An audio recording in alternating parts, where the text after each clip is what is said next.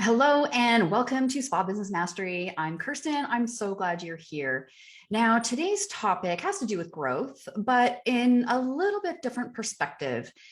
Because as spa business owners, dear spa owner, if you've been around for a while, you know that the whole concept of growth can be kind of elusive.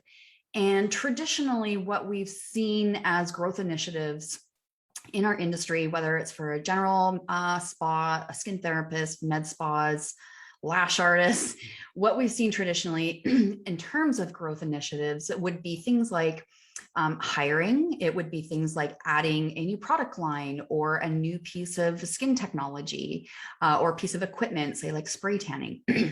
And so normally spa owners will kind of add something or even think that they need to move to a bigger location, or build a team. So there's this kind of misunderstanding that the only way to grow your spa business in terms of making more sales is to do any one of these things.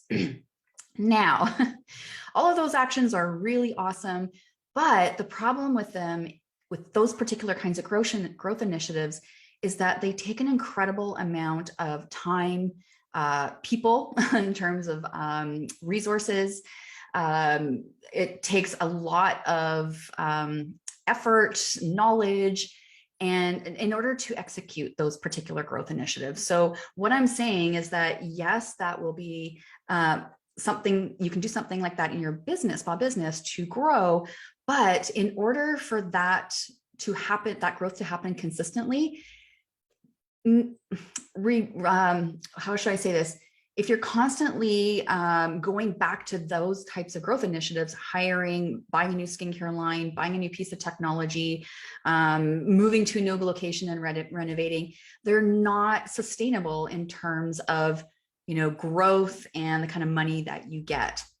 Hiring takes a really long time to see that financial growth.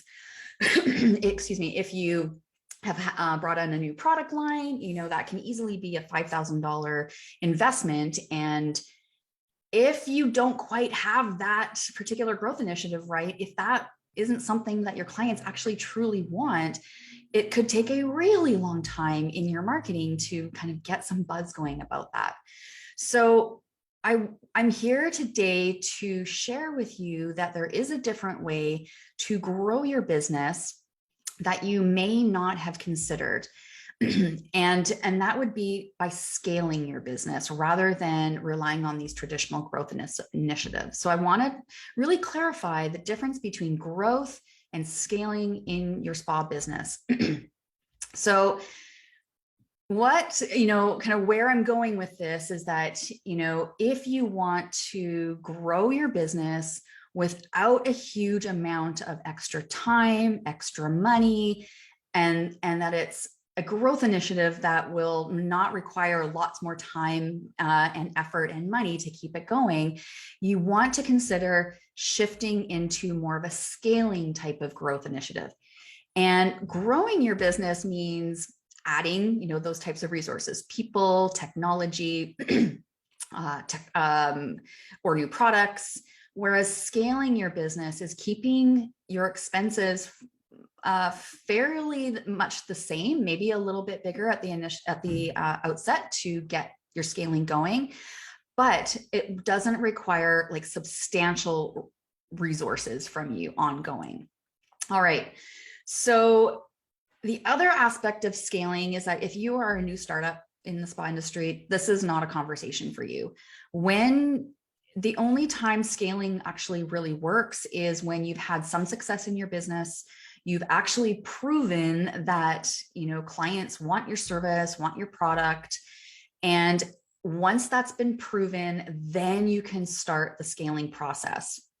Okay. Now, these types of scaling systems are things like your marketing system. Scaling can happen in your marketing. It can happen with your virtual services. It can happen with your e-commerce. And it can happen with spa management. And it can also happen with if you decide to start niching. So I'm not going to get into like how we do those things right now. That's actually going to be for another podcast in August. But today's topic, I really just wanted to share with you the difference between growth and scaling. Now, the other aspect of scaling that you'll need to hear is that this has to do with using digital technology to make your life a lot easier. So we can use all sorts of tech these days. I mean, traditionally the spa industry and spa owners are not super fond of like digital technology. It kind of overwhelms you. And once you kind of feel that overwhelming sensation, you tend to want to just like, I'll just do it the same way I've always done it. But the problem is that you are all burning out because you're working way too hard. You're putting too much time in it to your business. You guys are hemorrhaging money. A lot of you're not taking a paycheck as an owner. So we want to kind of not add more work and time and money and people that you need. We want to add more money with as little extra resources as possible, but still give you those consistent marketing outcomes, e-commerce outcomes, virtual services outcomes, even your admin outcomes. Like there's some things that you can